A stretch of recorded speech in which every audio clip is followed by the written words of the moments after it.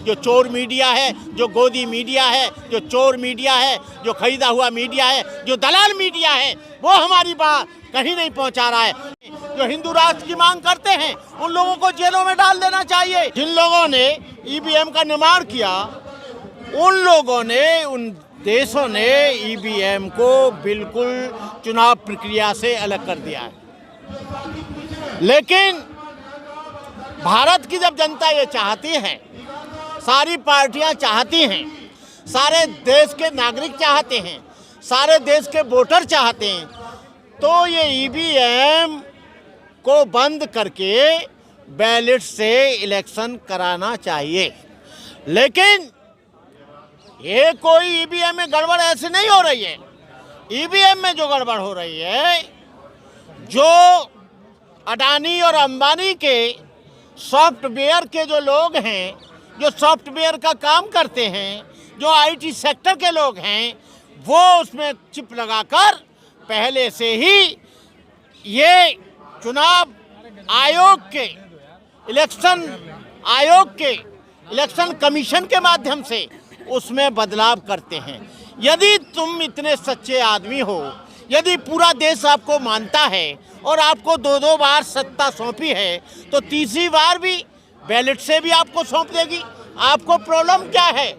लेकिन जब से ईवीएम आया है और बीजेपी जब से सत्ता में आई है, आपको मालूम होना चाहिए इस 70 वर्ष के स्वतंत्र देश में आपको बताएं ऐसे घोटाले आमने सामने कभी नहीं हुए।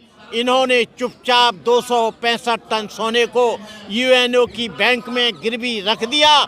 बाद में जब वहां पर वो डाली गई आरटीआई एक्ट के तहत ये पता लगा कि 265 टन सोना इन्होंने चुपचाप रख दिया।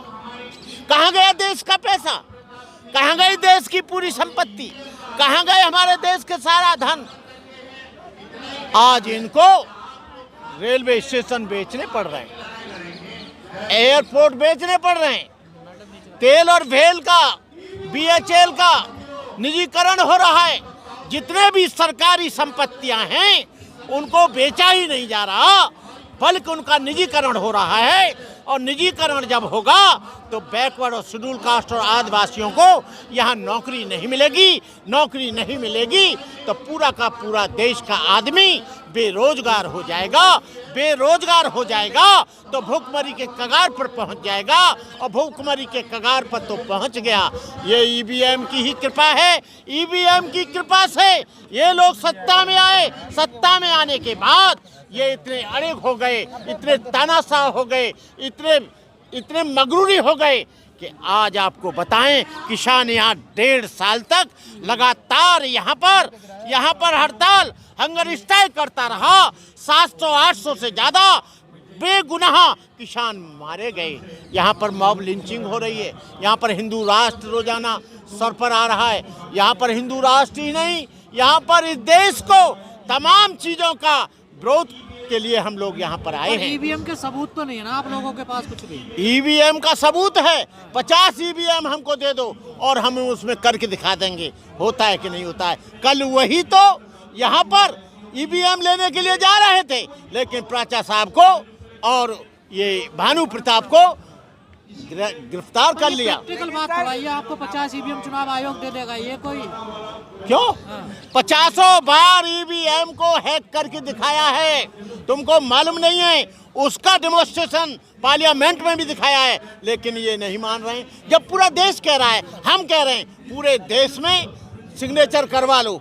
यदि लोग मना करें तो ईवीएम को आप चलाओ, और उसको नहीं मना करते हैं तो ईवीएम को मत चलाओ। हम चुनाव आयोग ने कहा है कि ईवीएम जो है इनमें कोई हैक नहीं कर सकता, मान्य त्रुटि हो सकती है, ये फालतू का बात है।